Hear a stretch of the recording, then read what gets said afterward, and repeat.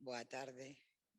Lle comentaba aos investigadores que nos acompañan que o estrés é malo, a ciencia así o amosa e eu veño de outro acto, entón, bueno, me dicen relax, así que vamos a comenzar relaxándonos. Eu quería recordar que esta é a terceira edición do ciclo de conferencias Aida Fernández Ríos. Logo, brevemente, falaré de Aida, porque eu creo que é preciso falar do moito que as mulleres teñen aportado á investigación e á ciencia. Mayoritariamente son descoñecidas, non visualizadas, pero certo que teñen achegado moitísimo coñecemento e nos teñen permitido avanzar como sociedade. A Real Academia Galega das Ciencias, no nome do seu presidente, Juan Lema, que hoxe nos acompañan e que para nós é un placer, e da coordinadora deste ciclo e vicepresidenta da Real Academia Galega das Ciencias, Alicia Estévez, viñeron a plantexarnos que lles parecía interesante que a administración provincial poidera ser un instrumento para chegar ao conxunto da sociedade e tamén os centros educativos a ciencia. Non? A nos pareceunos que era unha moi boa idea, verdad? A ciencia non é unha cuestión de expertas e expertos, senón que é unha cuestión que incide claramente na nosa vida, no desenvolvemento, na resposta a cuestións que son fundamentais para a humanidade. Eso o deberíamos saber, debería vir de nacemento que todas e todas soubéramos a importancia do coñecemento, da innovación, da ciencia, da investigación. Pero ás veces a humanidade adicámonos a outras cousas e non poñemos no foco naquelo que realmente é imprescindible. Pero tamén as grandes crises nos poñen diante da realidade, non a amosan con toda a súa crudeza. Aconteceu coa COVID-19. De pronto, toda a sociedade foi consciente de que sin a investigación, sin as investigadoras, sin os investigadores, sin a ciencia, a sociedade é absolutamente vulnerable. E foi a ciencia, foron as investigadoras, os investigadores, a xente que acumula o coñecemento e o pon á disposición de toda a sociedade a que fixo posible que poidéramos sair dunha situación tan crítica, pois poñendo a nosa disposición vacinas, medicamentos e tamén o coñecemento que nos permitira ter información e, polo tanto, ter unha certa tranquilidade frente a algo que era para esta sociedade, para esta xeración, descoñecido, aunque houve outras pandemias ao longo da historia. Non? E, polo tanto, a Deputación de Pontevedra considerou que era moi importante achegar todos os coñecementos científicos ao conxunto da sociedade e tamén ir aos centros educativos, porque ademais tamén precisamos, aparte de que teñan eses coñecementos, que acheguemos eses coñecementos, que tamén despertemos o interés pola ciencia neses centros educativos. E, polo tanto, eu quero agradecerlle moitísimo á Real Academia Galega de Ciencias por considerar que esta administración podería ser un instrumento para traballar conxuntamente en transmitir ciencia. Certamente un proxecto moi fermoso. E claro, comenzábamos cos ciclos e apareceu a pandemia, pero dixemos, imos a seguir cara adiante, entón o fixemos de forma telemática, foi un enorme éxito, moita xente conectouse a todas as conferencias, e nesta primeira quixemos que fora presencial e tamén telemática. De feito, hai máis de 70 persoas conectadas para seguir esta conferencia. Oxe, ademais de Juan Lema e de Alicia Estévez, pois van a estar con nós dous poñentes de luxo, unha investigadora e un investigador, Carlos Espuig Calvar e Vanessa Valdeiglesias García, a quen lles quero agradecer moitísimo que tiveran a ver en estar aquí para compartir con todos nós o que saben, o seu coñecemento e que permita a moita xente pois poder ter información sobre cuestións que tanto preocupan o conxunto da sociedade. Así que moitas gracias e seguiremos con moito interés todo o que nos nos vayades a transmitir. Quero agradecer moito que hoxe este aquí con nós o teniente de alcalde do Concello de Pontevedra, un representante da UNED, Rafa Cotelo, que nos acompaña, con quen tamén traballamos moito porque o coñecemento, a formación son fundamentais, a Juan Carlos Rodríguez, presidente da FAGA, a Mari Carmen Abeledo, presidenta da Asociación Española contra o Cancro, a Begoña Cerqueiro e Carmen Fernández, presidenta e secretaria da Asociación de Parkinson, a José Cancelas e Martina Fernández, presidenta e coordinadora de AFAMO, a José Manuel Fontela, presidente da FAPO, e a José Marcos Rodal, presidente da FASAL. Espero que non se me olvidara ninguén, cousa que é probable. Se é así, pois pido disculpas por anticipado.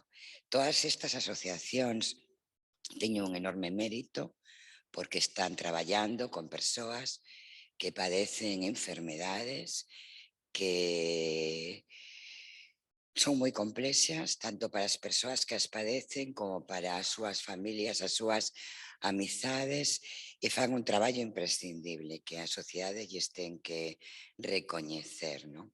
Así que gracias por estar aquí hoxe con nós. E por último, eu quero recordar quen era Aida Fernández Ríos. Era unha pontevedresa, nada en Vigo e faleceu en Moaña, naceu no 1947 e faleceu no 2015. Era unha muller extraordinaria que non tivo fácil nin estudiar, nin facer unha carreira investigadora tan potente como fixo, pero que as mulleres temos moita forza e somos capaces de enfrentarnos a calquera dificultad para poder lograr aquello que desexamos, non? Aida foi bióloga, foi membro da Real Academia Galega de Ciencias, participou en máis de 50 proxectos de investigación en todo o mundo, realizando estancias nos centros máis recoñecidos de Europa e América, participou en 30 campañas oceanográficas no Atlántico, no Índico e na Antártida, sendo xefa científica en 5 delas, publicou dúcias de traballos de investigación a nivel nacional e internacional, estivo como poñente en multitude de conferencias internacionais, foi a primeira muller directora do Instituto de Investigacións Mariñas e foi profesora de investigación no CSIC, que é o culmen do traballo no CSIC. E quero que saibades que foi a terceira muller en ingresar na Real Academia Galega das Ciencias. E por eso quixemos que este ciclo de conferencias levara o seu nome, en homenaxe a ela e en homenaxe a todas as mulleres que tanto teñen aportado e que tanto están aportando. De feito, moitas das vacinas que nos permitiron facer frente a COVID teñen detrás un nome de muller. Así que comenzamos hoxe este ciclo de Aida Fernández Ríos, falando de enfermedades neurodegenerativas e envellecemento, que é algo que nos interesa ao conxunto da sociedade. De novo, moitas gracias ás persoas que van a participar na conferencia e, dende logo, querido presidente, querida vicepresidenta, a Real Academia Galega das Ciencias, coa que é un inmenso honor poder compartir espacios de reflexión científica. Así que moitas gracias. Bueno, moitas gracias, presidenta, moitas gracias aos asistentes aquí en virtual. En realidad, eu non vou a falar, non vou a o mensaxe comercial da ciencia, xa o explicou perfectamente a presidenta, moito mellor do que o fago eu, pero é certo de que esta idea inicial que no mes de agosto, hai 3 anos, lanzamos, foi inmediatamente recollida pola presidenta, inmediatamente recollida, eu diría, non só por a presidenta, sino por a propia Diputación, e, en fin, non sei que me dá decirlo aquí, pero é certo que un acougo fantástico el que temos aquí, unha organización impecable, como se pode ver, é porque ao final hai un interese. Por que unha Diputación ten que estar pendente da promoción da ciencia? Porque eu creo que esta Diputación creo que quere estar perto dos cidadáns. E isto realmente é un xeito de apertarse un poquinho máis os cidadáns e de cidadáns á ciencia. Entón, aínda que parece que pode ser unha actividade, digamos, un pouco alonxada, en realidade creo que foi un acerto. Creo que foi un acerto e aquí teño que recoñecer que a presidenta o tomou como un proxecto propio e dixo isto hai que facelo. Eso sí, nos puxo como unha tarefa de decir vamos a poñer un nome ben bonito. Efectivamente, creo que acertamos ela coa suxestión e nos co nome que puxemos, porque a Ida é unha académica moi querida e moi valorada realmente. Eu non teño máis que decir que o único que facemos na academia é tratar de estar á altura. Creo que temos durante este ano un programa que organizou perfectamente a vicepresidenta Alicia Estévez con moitísimo agarimo, pero con moitísimo éxito. As dúas edicións anteriores foron poñentes francamente de moitísimo nivel, este ano tamén, con temas que creemos que están na rúa, que poden ser de interese social, e o máis que podemos tratar de hacer colaborar poñendo o maior que podemos buscar colegas, buscar científicos relevantes que podan dar unha visión ao mesmo tempo de moi alto nivel, pero ao mesmo tempo que transmitan á sociedade con esta dupla visión de transmitir, de ser pedagóxicos, pero ao mesmo tempo avanzar no coñecemento. Así que, bueno, sin máis, agradecer de novo a Diputación e o seu fantástico equipo. Tes un equipo de luxo, isto é así. Hai que ter un capitán, pero hai que ter todo o equipo montado e aquí isto funciona de maravilla. Pois nada, moitas gracias. Eu paso simplemente a palabra a Alicia Estévez e de novo gracias por estar aquí. Bueno, como coordinadora del ciclo me toca moderar el acto. Bueno, antes de empezar, pues me gustaría sumarme a los comentarios que hizo el presidente de la Real Academia, pues agradeciendo a la presidenta de la Diputación y a todo el equipo que tiene detrás, toda la colaboración que he tenido como coordinadora, en general que hemos tenido la Academia para organizar ya van tres convocatorias, o 3 años, ¿no? Y siempre nos hemos sentido muy arropados por parte de la Diputación. Y yo creo que parte de eso ha sido el éxito que ha tenido hasta ahora. Y como se ha comentado, estos ciclos tienen dos partes, una parte de conferencias que se inician con la sesión de hoy, de acercamiento de la ciencia a la sociedad, de la ciencia, como si veis el contenido del programa, pues son conferencias muy diversas. Eso quiere decir que la ciencia es multidisciplinar, ¿no? Que es una de la filosofía precisamente de la Academia de Ciencias, ¿no? Que tocamos temas muy diferentes. Pero aparte de eso hay una segunda parte, que es las charlas en los colegios, que tiene una misión muy importante, que es estimular las vocaciones científicas a los jóvenes, que son el futuro, ¿no? El futuro. Bueno, después de este preámbulo, primero quiero también saludar a los presentes en la sala y a todos los que están conectados de forma telemática, que hay muchos inscritos. Entonces agradecerles, ¿no?, que se hayan inscrito por lo menos en esta primera sesión. Entonces, lo que mejor organizar esta sesión es que van a hablar los ponentes. Primero voy a presentar al primero, expondrá su charla, después hablará el segundo y después dejaremos para el final el turno de preguntas. A los que están conectados por vía telemática pueden hacer sus preguntas en el apartado que tendrán en sus ordenadores que pone preguntas y respuestas, y yo se los iré trasladando a los ponentes. Los que están en la sala, pues ya directamente. También quiero recordar que las conferencias están siendo grabadas y que dentro de una temporada pues estarán colgadas en la web de la Real Academia Galega de Ciencias. Bueno, sin más, voy a presentar al primer ponente, que es Carlos Espuig Calvar, que es doctor en neurociencia por la Universidad de Vigo, es investigador senior del Grupo de Neurociencia Translacional del Instituto de Investigación Sanitaria Galicia Sur y también es investigador del Centro de Investigación Biomédica en Red de Salud Mental y coordinador de la Red Gallega de Investigación en Demencias.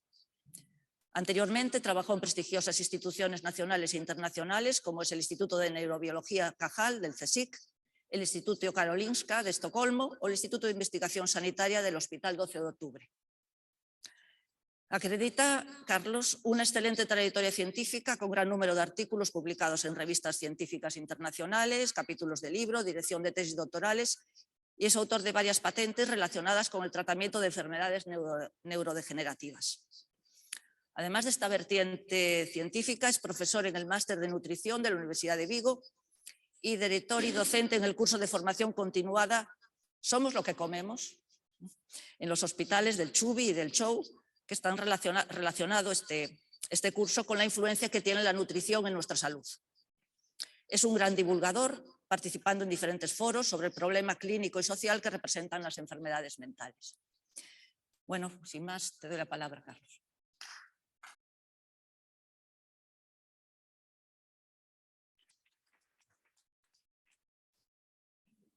Bueno, primero dar las gracias a la Real Academia, a Juan y Alicia aquí en su nombre y, como no, a la Diputación por organizar este tipo de actividades que, un poco siguiendo lo que comentabas, me parece importantísimo eso, porque la ciencia es yo creo que la ciencia es de todos y debe ser de todos porque es una parte, digamos, cultural que nos va a hacer como sociedad mucho mejores. Entonces, enhorabuena a todos por este tipo de actividades que organizáis, ¿no? Y espero que siga durante muchos, muchos años para bien de todos. Bueno, el tema de lo que os voy a hablar es sobre la enfermedad de Alzheimer, pero encajando un poco lo que sucede, digamos, en este contexto, ¿no? Tenéis aquí un montón de noticias, ¿no? de lo que todos ya sabemos, ¿no? Que vivimos en una de las regiones más envejecidas del mundo, ¿no? La propia España es uno de los países más envejecidos. Pero esto que aparentemente nos puede pasar factura porque va asociado a un montón de enfermedades crónicas, lo podemos revertir y podemos darle una vuelta a toda la tortilla y convertirlo en una oportunidad, ¿no? Una de las cosas, digamos, que se pudo aprender de toda esta pandemia es que nos olvidamos un poco de dos sectores, ¿no? Unos son los adolescentes y otros de la gente mayor.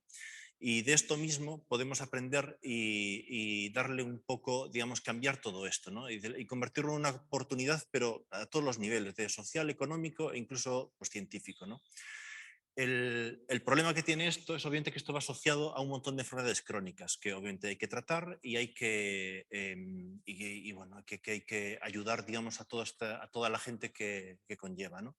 Y relacionado con esto es un poco a lo que os quiero llevar, ¿no? Durante esta charla, obviamente muy brevemente, es decir, no me voy a extender, que si no estaríamos aquí una semana hablando, pero os quiero hacer como una especie de historia muy breve, pasándolo desde el pasado, el presente al futuro, con esta enfermedad, ¿no? Que nos pueda ayudar un poco en el contexto de hacia dónde vamos y de dónde venimos, ¿no? Para entender un poco qué es lo que sucede aquí, es un poco el problema que tiene este tipo de enfermedades, ya sean neurodegenerativas o las enfermedades de los trastornos mentales graves en general, ¿no? Que son unos de los grandes, digamos, olvidados, ¿no? Aquí tenéis, bueno, yo soy un forofo del baloncesto, y imaginaros, ¿no? En este contexto, pues sí, esto es ficticio, obviamente, no ocurrió, pero ¿no? Si uno de ellos se rompe el brazo, pues obviamente pues no puede jugar al baloncesto, los médicos lo tratan, lo operan, etcétera, etcétera, y se recupera y todo bien. Entendemos muy bien cuál es la función de un brazo y todo lo que se puede hacer y lo que no se puede hacer.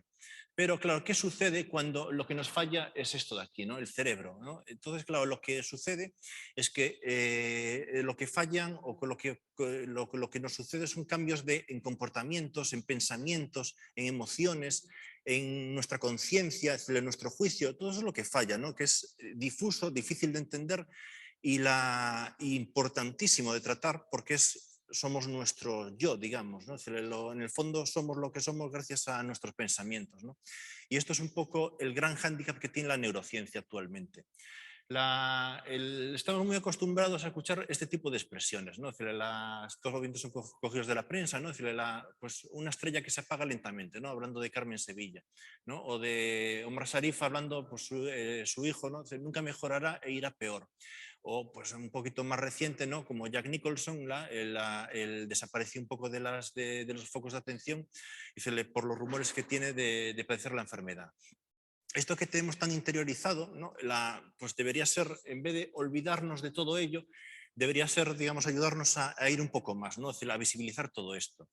Yo ahora sí os pongo un montón de todas estas imágenes, es un montón de famosos que murieron por la enfermedad de Alzheimer. Y lo que quiero un poco decir con esto es que esto es una enfermedad que está afectando a gente de todos los sectores, ¿no? Estos son gente de nivel cultural muy alto, de mucho dinero, tienen todos los medios para tratarse, ¿no? Pero detrás de todo esto hay miles y miles de personas anónimas, amigos, familiares, conocidos que padecen esta enfermedad y que la sufren, ¿no? Y es un poco la importancia que tiene el echar un poco el guante, digamos, a todo esto, ¿no? ¿Cómo empezó toda esta historia? De hecho, es una cosa pues muy similar, ¿no? Es decir, todo esto empezó hace prácticamente un siglo, ¿no? Es decir, cuando pues en 1901, Alois Alzheimer, que tenéis ahí a la derecha, le llegó, digamos, a sus manos una paciente, Auguste Deter, era la mujer de un empresario famoso y le llegó, pues eso, con pérdidas de memoria, desorientación, alucinaciones, todo lo que sabemos hoy en día de un enfermo de Alzheimer. Cuando ella murió, se le murió digamos, pocos años después de que Alois Alzheimer la tratase o lo tratase, pues se vio lo que hoy seguimos sabiendo, ¿no? Tenía una atrofia de la corteza importante, las placas de amiloide famosas o los óvulos neurofibrilares. De aquello obviamente no le llamó así, la describió como una enfermedad grave de la corteza cerebral y años después en su nombre es cómo se recibió esta enfermedad. Pero para que también entendáis un poco el contexto, en 1901, cuando él descubrió todo esto, es cuando Santiago Ramón y Cajal, nosotros tuvimos 2 premios Nobel de Medicina en la historia de España. Uno fue Santiago Ramón y Cajal, ¿no? La neurociencia nació con él, ¿no? Pues en esa época es cuando él estaba describiendo y publicando su teoría neuronal. Y en 1906 es cuando recibió el premio Nobel. Igual que ahora el comentante Alois Alzheimer podía estar citando un montón de psiquiatras y neurólogos muy famosos hoy en día que dieron pie a los nombres de muchas enfermedades conocidas, ¿no? Aquí es donde nació prácticamente la neurociencia.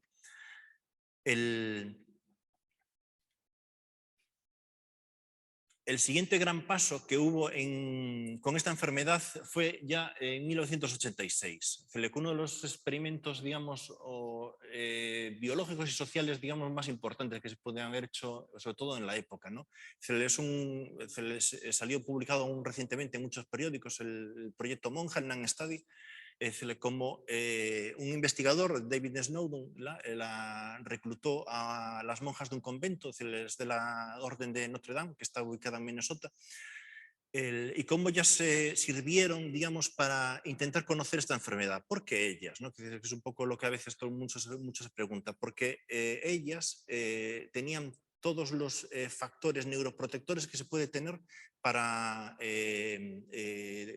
digamos, defenderte, digamos, de esta enfermedad, ¿no? Es decir, ya sea por los hábitos de vida, los hábitos físicos que tenían, los hábitos sociales, los hábitos, digamos, culturales y que luego, pues, por ser monjas, pues no tenían hijos, no tenían el desgaste, digamos, de ser madres, ¿no? Pues una de las grandes cosas, digamos, que se aprendió con este experimento es pues hubo un grupo de monjas que no desarrollaron ningún tipo de demencia, pero un grupo bastante importante que la desarrollaron, ¿no? De aquella, estamos hablando de los años casi 90, pues se vio que el 33% más o menos tenía lo que ellos le llaman demencia mixta, que es lo que hoy sabemos de este Alzheimer que viene tras un ictus, ¿no? Un fallo, digamos, una lesión y hubo todas todos los fallos, digamos, cognitivos que arrastra un poco la lesión fue por el ictus. Casi la mitad parecían lo que hoy conocemos como el Alzheimer como tal. Luego hay un 20% que hay otras demencias que es importante también que se sepan que existen y convivimos con ellas, ¿no? Y luego, que es un poco asociado, digamos, a su estilo de vida, que es hubo un porcentaje muy bajito de demencia vascular. Esto ya va en contraposición a lo que a la sociedad. La sociedad actual tiene un porcentaje muy alto de demencia vascular, ¿pero por qué? Porque el origen es la obesidad y la diabetes.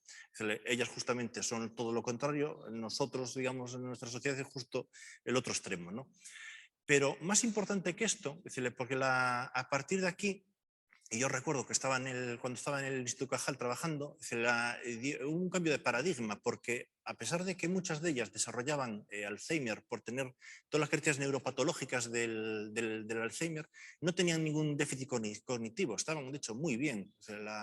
Hasta todos desearíamos estar, digamos, como estaban ellas con prácticamente 100 años, ¿no? Que estaban conviviendo, ¿no? Pero más importante que esta parte fue a este experimento se le hizo un segundo, digamos, un segundo estudio, que es que cuando estas monjas entran en el convento, forma parte, digamos, de su convivencia, digamos, religiosa, ella entra a unos 18, 20 años aproximadamente y tienen que escribir unas cartas contando lo que fue su vida, porque, digamos, ellas cambiaban su forma de vida para entregársela a Dios y dedicarse luego a sus hábitos religiosos, ¿no? Entonces, todas esas cartas están escritas, de hecho, el convento las guardan y se las dieron a los investigadores. Se hicieron estudios de filológicos, caligráficos, de léxico, es decir, de cómo escribían todas ellas. Pues una cosa que se descubrió es que las monjas que con 18 o 20 años tenían una escritura pobre, acabaron desarrollando la enfermedad de Alzheimer. Y las que tienen una escritura muy rica no desarrollaron la enfermedad de Alzheimer. Y fue uno de los grandes, digamos, boom, digamos, en la enfermedad de Alzheimer, porque de repente dice, ostras, con 18 o 20 años ya tenemos algún biomarcador que nos dice hacia dónde puede ir la enfermedad, pero otro es que las áreas afectadas están relacionadas con el lenguaje, con la forma de hablar, con la forma de escribir, el entender todo eso, que lo cual pues hoy en día se está, digamos, intentando averiguar de qué significa todo eso, ¿no? Un poco ligado a esto, por ejemplo, nuestro grupo ahora mismo está haciendo proyectos basándonos en este experimento para intentar la prevención del suicidio en adolescentes, que ahora es un problema muy grave que tenemos, o como son los síntomas neurológicos del COVID persistente, ¿no? Al final, uno de los grandes cambios que hubo con este experimento es lo que veis ahí, ¿no? Que son las placas de amiloide. Todos lo asociamos con la enfermedad de Alzheimer y es lo que se empleó para luchar, digamos, contra ella en los últimos años, ¿no? Pues una cosa que nos dijo es vale, el Alzheimer es asociado con las placas de amiloide, pero no es el origen, es otra cosa. Esto está ocurriendo algo de una forma probablemente muy secundaria, ¿no? Y la otra cosa que sabemos, y esto sí que está adquiriendo mucha relevancia, es todo eso que veis ahí, es la proteína tau, ¿no? Es decir, son las proteínas del citoesqueleto. Imaginaos la neurona como si fuese un país y lo que, digamos, nuestras vías de comunicación, vías carreteras, vías de tren, todo eso, es lo que es la proteína tau. Si hay una huelga y todo eso fracasa, el país va al garete. Pues eso es lo que le pasa, digamos, a las neuronas en una zona del Alzheimer. Y esto sí que está adquiriendo mucha relevancia hoy en día, que se está sabiendo más de que esta proteína está muy involucrada en la enfermedad, pero lo que tiene es difícil tratamiento de momento, ¿no? No quiere cambiar. Ahora. Pero una cosa, digamos, en lo que cambió la neurociencia en los últimos años es en cómo vemos el cerebro ahora mismo. El cerebro dejó de ser esa masa, digamos, que os puse al principio, Y pasó a ser esto, es decir, el cerebro es una red neuronal, es como Internet, es decir, y esto es lo que sabemos que falla en la enfermedad de Alzheimer, más que algo, una cuestión física, algo biológico, que obviamente también, ¿no?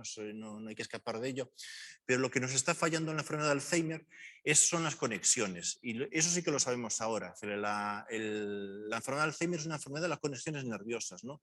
El cómo se unen las neuronas. Pero ¿a qué nos enfrentamos actualmente? ¿No? Al final, os conté esta breve historia y seguimos sin saber ni el origen, es decir, seguimos sin tener ni tratamiento. Sí que sabemos que es un continuum, es decir, una vez que empieza, es inexorable, digamos, el resultado y acaba siendo, pues, digamos, hacia la degeneración del sistema nervioso. Pero lo que sí sabemos ahora, empezamos a saber que hay subtipos ya.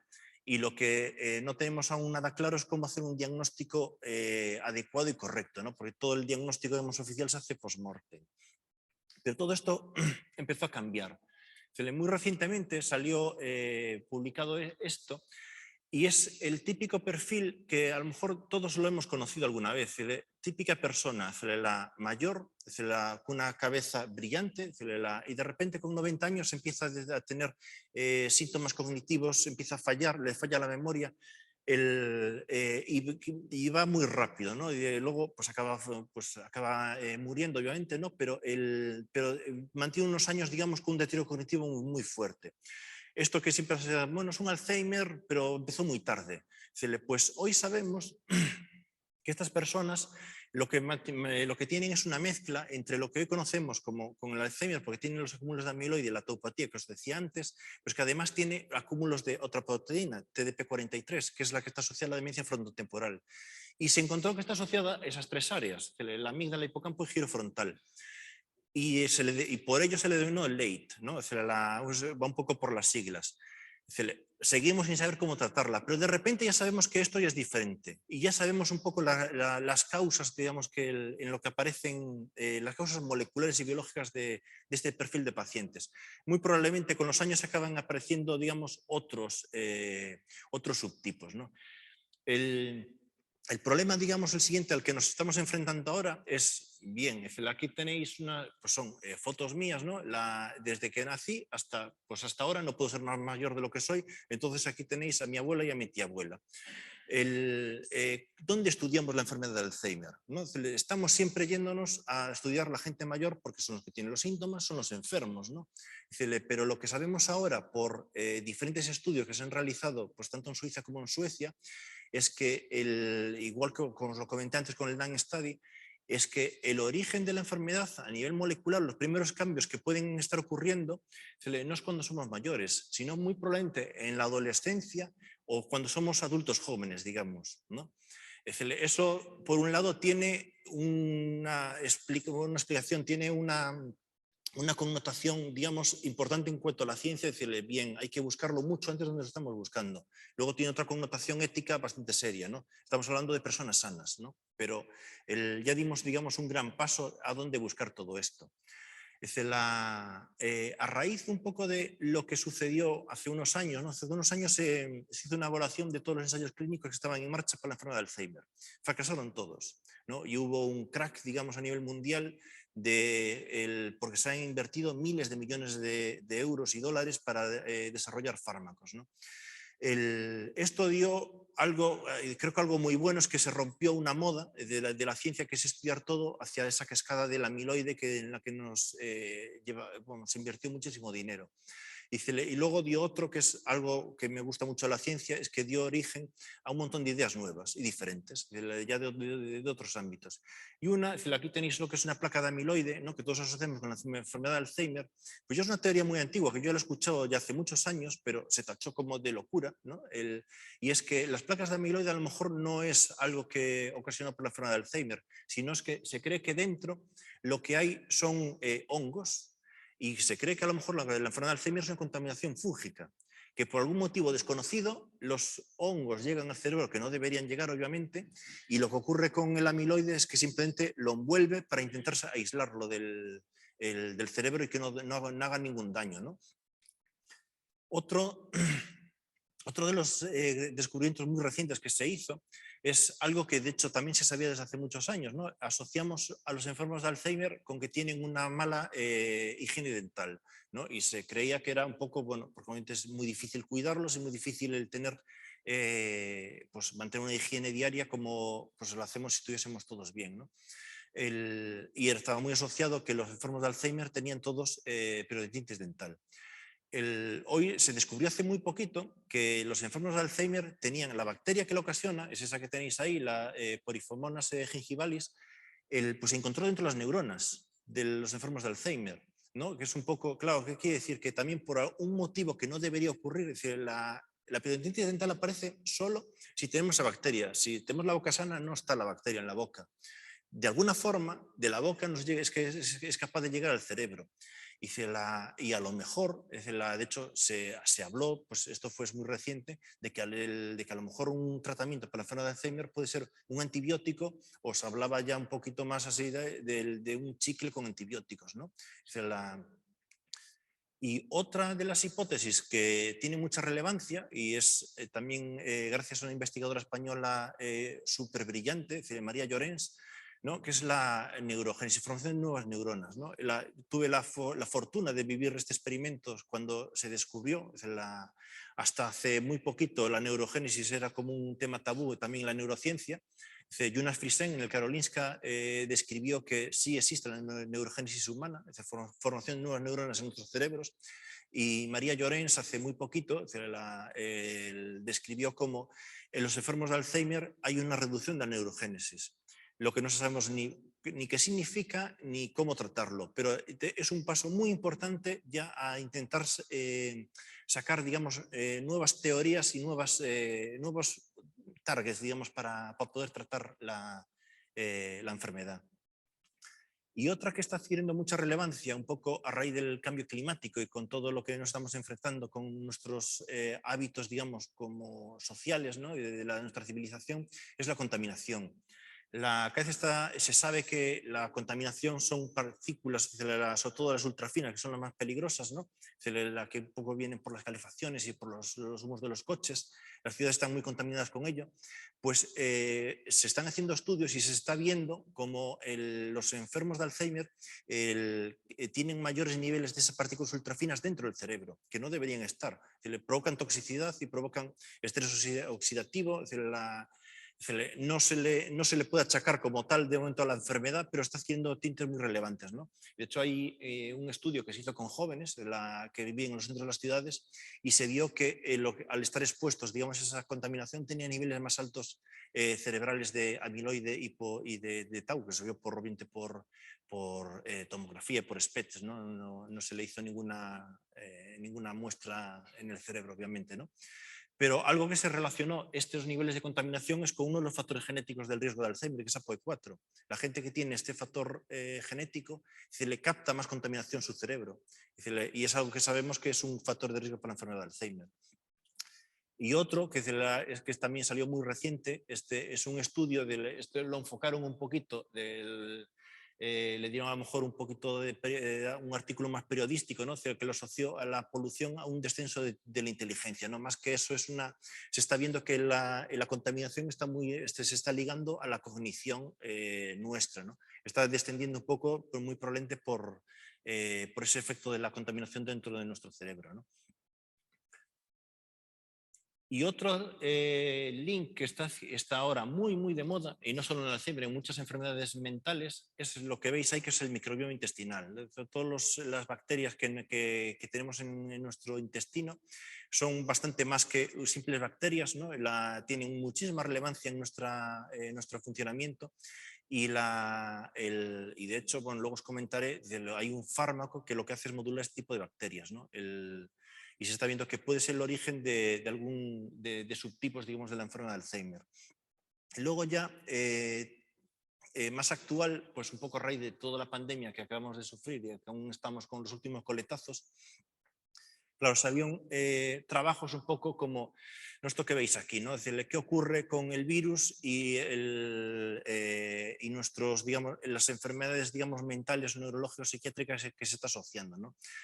Sí que se vio por estudios que aún siguen en discusión de que al virus le gusta mucho el sistema nervioso, es capaz de entrar, pero no entra, ¿no? Es decir, esto es un estudio donde con un cerebro de ratón literalmente se le puso el virus y en la naranjita veis pues todo como el virus le gusta mucho las células del sistema nervioso, pero el virus de por sí no es capaz de entrar salvo que algo falle digamos, en la barrera para que provoque la entrada, pues como pasó, os hablaba antes de los hongos o como de las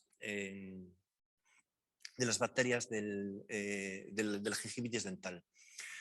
Y esto son, digamos, noticias que están saliendo ahora, están saliendo muchas, donde están ligando, digamos, que los supervivientes del COVID pueden tener un mayor riesgo de desarrollar Alzheimer, ¿no? Aquí sí que prudencia. O sea, para poder decir esto a nivel científico, hacen falta, digamos, años de estudio. Hay que ver lo que ocurre. Aún estamos viendo lo que es la pandemia ahora.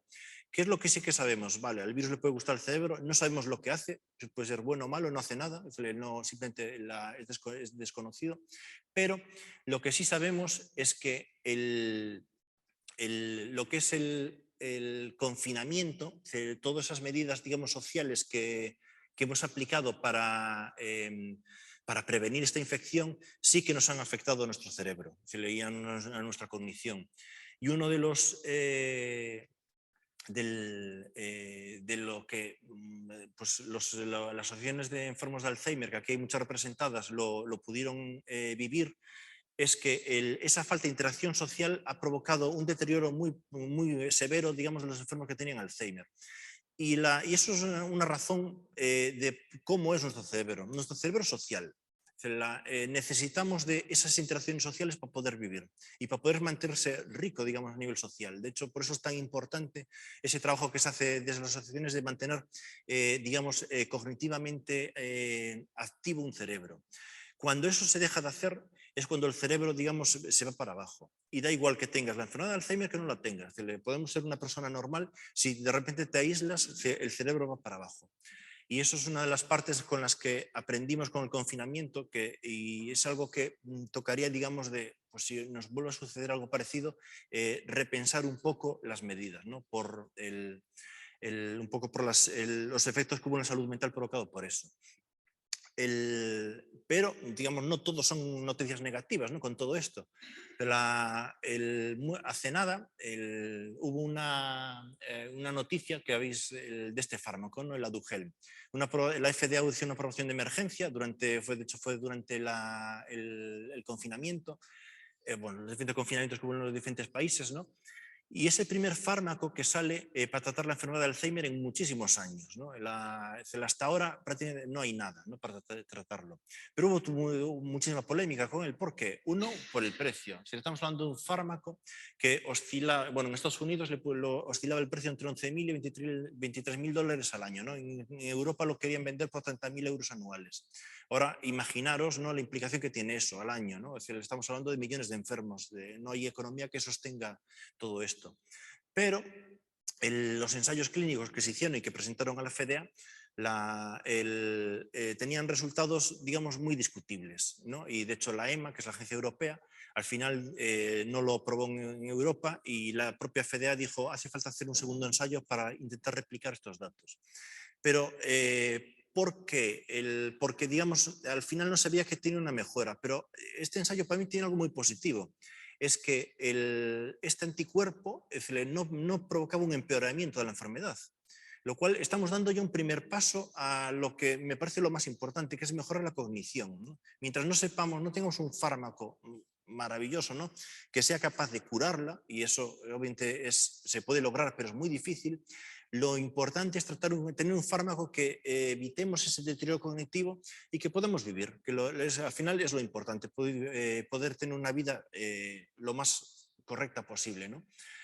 Y otro que hubo es este que veis aquí. Este es un fármaco que se aprobó en China este año,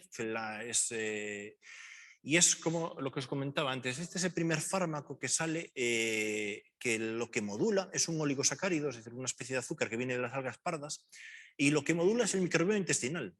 Nada más. Es decir que con este oligosacárido lo que está haciendo es que de hecho, en los estudios clínicos, porque hicieron el ensayo clínico reglado, no imaginaros porque está en China hicieron ninguna cosa rara, ni mucho menos, que los asesores de este ensayo clínico son científicos muy reputados americanos, y demostraron una mejora, digamos, en la cognición, ¿no? Y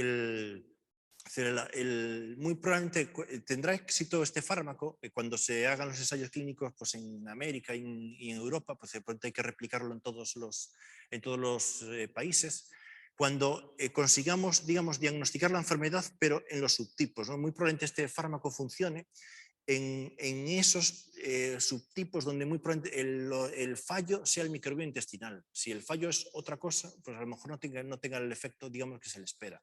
Pero ya son 2 pasos muy, muy importantes en esta enfermedad, cosa que hasta hace nada había. Porque al final lo que nos encontramos, pues aquí tenéis a 2 neurólogos muy prestigiosos de Santiago, pues que están, pero es algo muy común en todos los hospitales gallegos, donde cada vez están apareciendo más diagnósticos de Alzheimer y urge, digamos, el tener que la ciencia, igual que respondió contra el COVID, pues que tenga una respuesta, digamos, contra esta enfermedad, ¿no?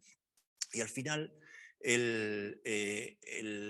estos cambios que provoca la pandemia están dando ahora pie a ver qué sucede de cara al futuro para poder, digamos, tener terapias, digamos, aprovechando, digamos, lo contrario que fue el confinamiento, pues a lo mejor con eso nos puede ayudar a hacer terapias, digamos, contrarias, ¿no? Es decir, terapias sociales que puedan ayudar, digamos, a mejorar esta enfermedad. Y para eso es muy importante, que es algo que se está discutiendo mucho, es decir, el desarrollar biomarcadores, ¿no? Pero no biomarcadores a lo mejor cuando ya aparecen los primeros síntomas que un neurólogo o un psiquiatra ya saben de tienes un Alzheimer o tienes una demencia y ya la cosa pues luego va empeorando, ¿no? Sino mucho antes, ¿no? Antes de todo eso hay un deterioro cognitivo leve, es decir, que es muy difícil de predecir y no todos los deterioros cognitivos leves conllevan una enfermedad de Alzheimer, ni mucho menos, pero sí viceversa. Pero es que antes de todo eso hay quejas subjetivas de memoria y hay indicios de depresión, ¿no? Todo eso lo que implica es un poco lo que os decía, es decir, si la enfermedad aparece cuando somos jóvenes, quiere decir que esos pequeños cambios, claro, ayudados aquí de una investigación, digamos, más molecular que pueda sacar un biomarcador y ayudar a la gente para decir, ¿puedes desarrollar una enfermedad de Alzheimer o no?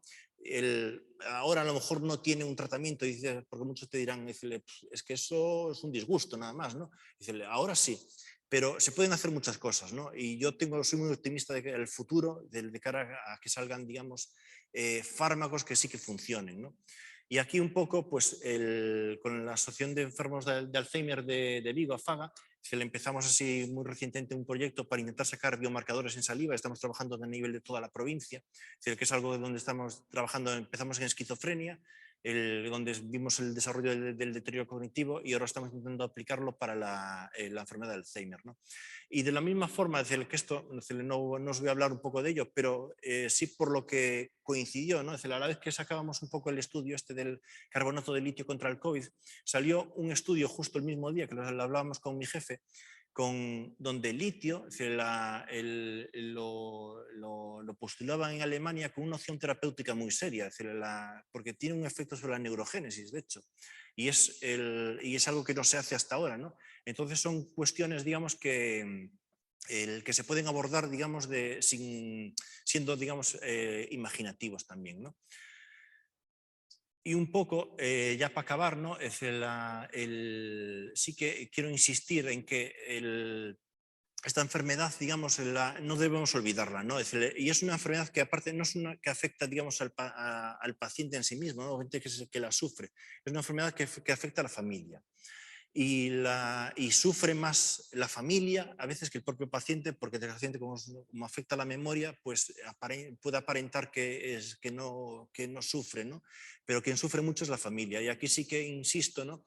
Que tenemos la suerte inmensa en Galicia de tener una red de asociaciones de enfermos de Alzheimer en prácticamente todos los ayuntamientos, ¿no? Es decir, la federación que es Fagal los engloba a todos. Y sí que, insisto, cualquier persona, digamos, que pueda tener dudas o que pueda tener, digamos, una pregunta o siente buscar información, que les llame. Hay asociaciones cercanas a todos nuestros ayuntamientos, porque a veces la información puede cambiar el cómo gestiona esta enfermedad, ¿no? Y no quería acabar todo esto sin agradecer un poco aquí yo estoy hablando, pero no detrás mía, conmigo trabaja muchísima gente, ¿no?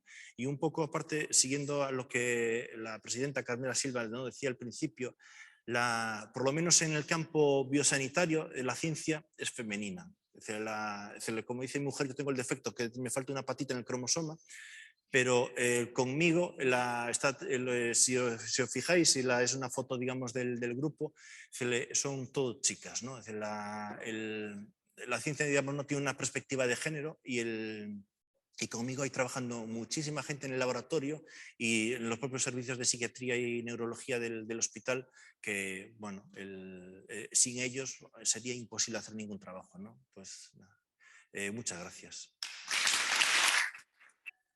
Doy la palabra ahora a la segunda ponente, a Vanessa Valdiglesias, que nos va a hablar de otro tema muy relacionado con el envejecimiento y la detección precoz de todos estos problemas. Concretamente, el tema va a ser biomarcadores para la identificación precoz de la fragilidad asociada al envejecimiento.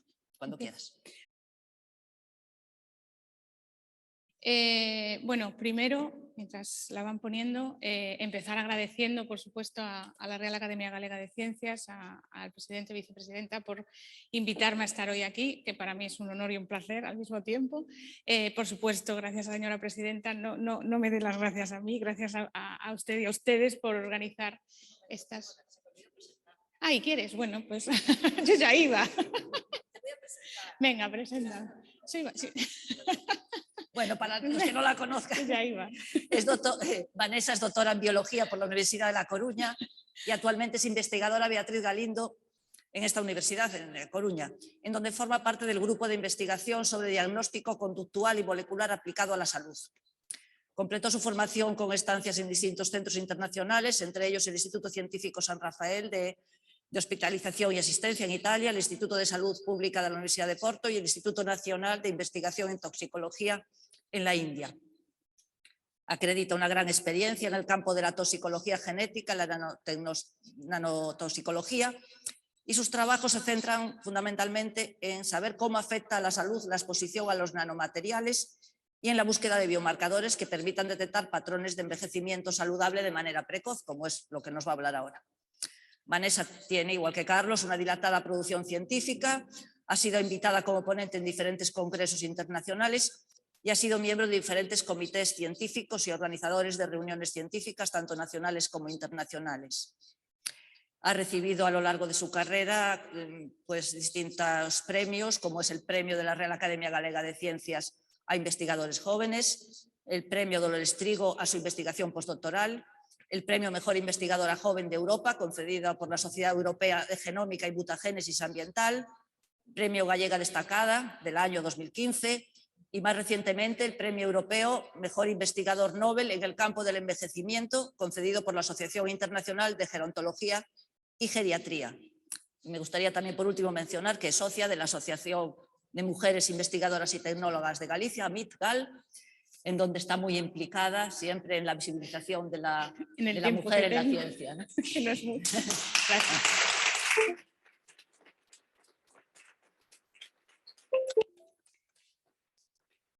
Bueno, pues muchas gracias de nuevo, gracias por la presentación.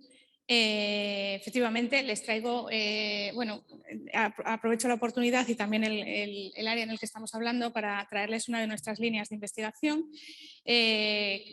Espero haberme adaptado bien porque es un poco complejo adaptar un campo de estudio a una charla divulgativa, pero espero estar a la altura de la conferencia. Les voy a explicar nuestros últimos trabajos y nuestras últimas investigaciones en la búsqueda de biomarcadores de fragilidad.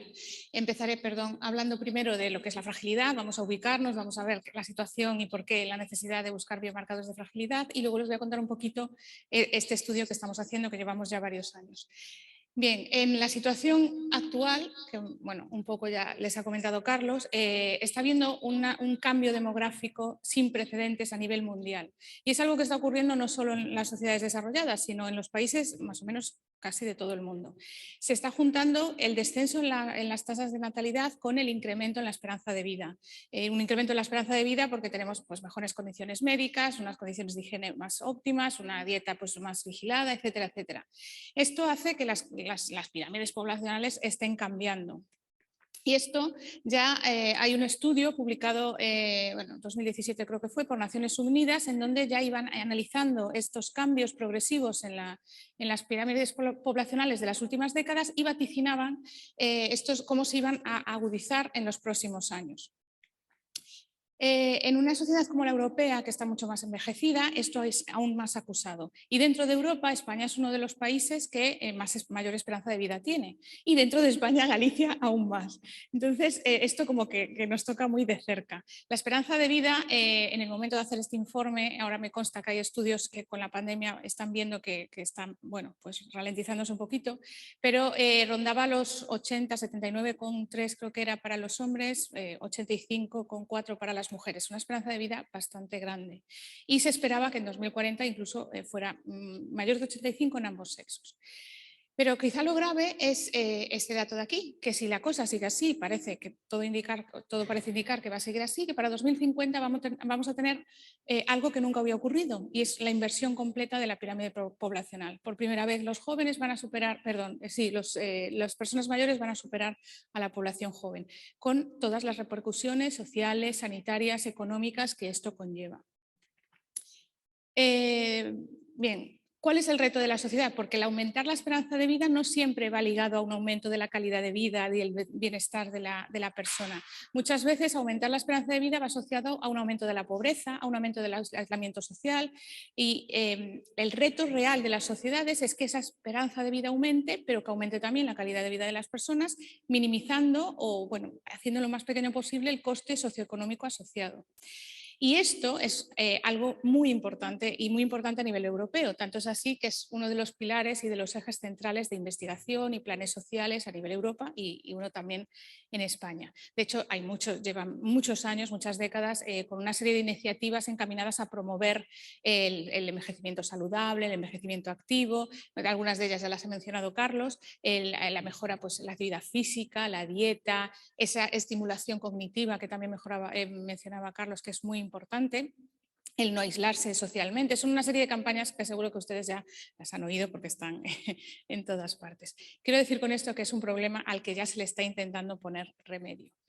Bien, y en todo este contexto cada vez nos damos cuenta de que la edad de una persona ya no indica nada. La edad de una persona desde el punto de vista de envejecimiento es muy poco informativa. Lo que es la edad cronológica, que se llama, es un concepto que se está quedando obsoleto. Les pongo un ejemplo, 2 imágenes, 2 mujeres de 82 años, que claramente son diferentes. ¿Qué indica que una mujer o un hombre tenga 82 años? Desde el punto de vista médico, desde el punto de vista de establecer pues, tratamiento social, etcétera, no indica nada. Necesitamos nuevos indicadores de la edad de una persona. En este marco es en donde surge el concepto de fragilidad, que no sé si les suena. Es un concepto que apareció hace varias décadas, pero que está cogiendo fuerza, cada vez más fuerza con los años, y que es un concepto que es de una manera más fiel a la edad biológica de la persona.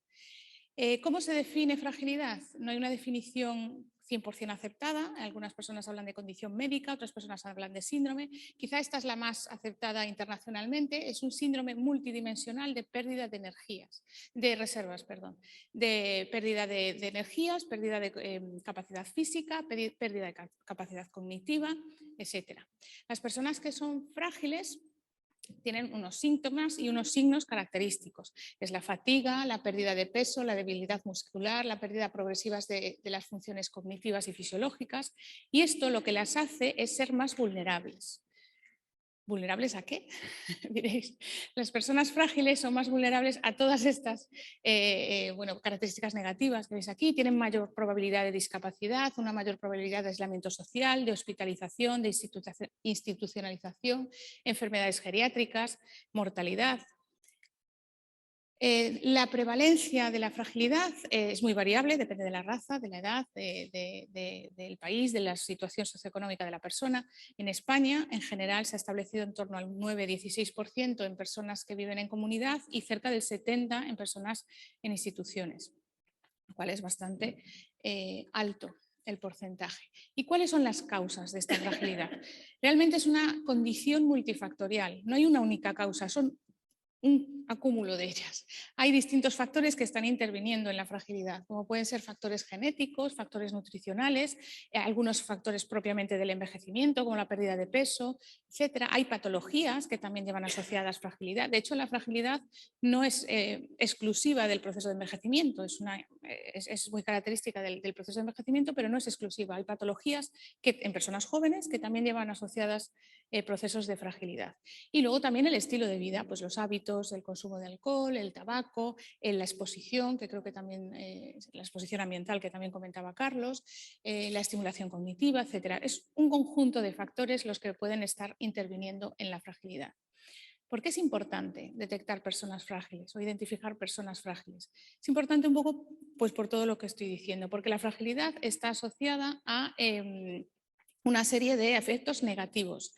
Y ya no solo para la persona que es frágil, sino hablando ya a nivel sociedad, la fragilidad lleva asociada a una hospitalización y una mayor dependencia. Son dos cosas que impactan en una sociedad a nivel económico, a nivel social.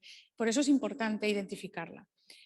Más cosas que voy a comentar ahora. Si identificamos personas frágiles o en riesgo de desarrollar fragilidad, lo que vamos a poder permitir es el desarrollo de una implementación de acciones preventivas, acciones que van a tener una atención personalizada de cada persona y tratarlas mejor. Todo ello con el fin último de reducir el riesgo de muerte, mejorar la salud y la calidad de vida y reducir también el coste asociado a la atención médica. Bien, ¿cómo se identifican los individuos frágiles? Viendo las fotos de antes casi parece un poco evidente qué persona era frágil y qué persona no lo era, pero hay algo más objetivo que a simple vista, aunque poco más. Hay muchos criterios para identificar fragilidad. A día de hoy, dos son los más aceptados o dos grupos de ellos. Hay muchas escalas y muchas maneras diferentes de identificarlo. En general, como le digo, dos grupos, los criterios fenotípicos y los criterios, el modelo acumulativo. No me voy a meter mucho en ellos, porque creo que no ha lugar, pero sí quería introducirlos porque me va a permitir ligar a lo que luego hemos hecho nosotros. Entonces, los criterios fenotípicos que están basados en signos y síntomas clínicos y simplemente es un modelo cualitativo, nos va a decir si una persona es frágil, prefrágil o no frágil. Luego les voy a contar un poquito cómo. Y el modelo acumulativo sí que es un modelo cuantitativo, nos va a permitir dar un índice de fragilidad, a qué nivel es frágil, y está basado en una serie de parámetros o déficits que no solo se basan en signos clínicos, sino también pues, tienen en cuenta pues, cognición, discapacidades y otra serie de síntomas. Bien, el primero de estos modelos, el modelo fenotípico, tiene solo 5 criterios. Son todos relacionados mayormente relacionados con aspectos físicos de la persona, que son estos 5 que tenemos aquí. Fue desarrollado por Linda Fried en el 2001, hace ya casi, más de 20 años, y son muy cómodos de pasar, ¿vale? Son, cualquier facultativo, cualquier especialista en un geriátrico o en una institución puede, fácilmente pasar estos 5 criterios y catalogar a la persona en si es frágil, si no cumple ninguno de ellos, si es prefrágil, si cumple 1 o 2 y si es frágil, si cumple 3 o más de estos criterios. ¿No ven? Algo sencillo. Es por eso la sencillez de esta escala es la que hace que sea la que más se utiliza a nivel internacional. No solo porque es sencilla, sino porque también se ha probado su eficacia comparándola con otras escalas más complejas. La otra escala que les comentaba tiene 92 parámetros. Se pueden imaginar, corrijo, tenía en el momento en que la propusieron Minisky, Rothfuss y colaboradores, casualmente en el mismo año, 2001, contaba con 92 parámetros. Es mucho más completa, pero claro, requiere mucho más tiempo y muchas veces no se dispone de este tiempo. Entonces, es por esto que aunque es más completa y que también te da un índice de fragilidad, que como digo, de manera cuantitativa podemos contar la fragilidad de una persona, lo cierto que es bastante poco práctica a nivel, evaluar a mucha gente. Sí que es verdad que desde 2001 hasta ahora ha habido muchas modificaciones de esta escala y a día de hoy las últimas de las que tengo conocimiento tienen solo 30 parámetros. Perdón. Tienen solo, a ver, que no me va. Bueno, se ha reducido a 30 parámetros. Lo bueno de la ventaja de esta escala, como digo, es la posibilidad de medir cuantitativamente la fragilidad de una persona, pero en determinados momentos no nos es útil, sobre todo si tenemos muchos pacientes que analizar. Bien, y vuelvo entonces a por qué es importante analizar fragilidad. Y me he guardado lo más importante para ahora, para enlazarlo con el nuestro. Lo más importante de la fragilidad, además de lo que les comentaba antes, es que puede ser revertida o atenuada. La fragilidad no es hoy no soy frágil y mañana soy frágil. La fragilidad es gradual y la persona hay muchos grados de fragilidad, hay muchos estados de fragilidad. Y en todos esos grados de fragilidad, si se coge a tiempo, se puede revertir. Se puede atenuar o incluso en una persona sana se podría retrasar la aparición de la fragilidad, con todo lo que ello implicaría a nivel, como comentaba, socioeconómico y sanitario. Pero ¿qué ocurre? Por eso mencionaba las escalas. Los criterios actuales para determinar fragilidad solo determinan fragilidad cuando ya es evidente. Casi no hacía falta ni pasar el criterio. Cuando les mostré las dos fotos yo casi le podía decir esta va a ser frágil, esta no va a ser frágil. En ese contexto es muy poco útil la escala de fragilidad porque nos deja muy poco margen para hacer acciones preventivas o de atenuación de la enfermedad, de la condición. Y además es que no nos permite identificar personas en riesgo de padecer fragilidad, puesto que cuando las identificas ya son frágiles. En ese sentido es un poco también ligado a lo que decía Carlos, y es que sería interesante disponer de biomarcadores que nos anticipasen a esta condición de fragilidad, no cuando ya es evidente, sino cuando se puede hacer algo.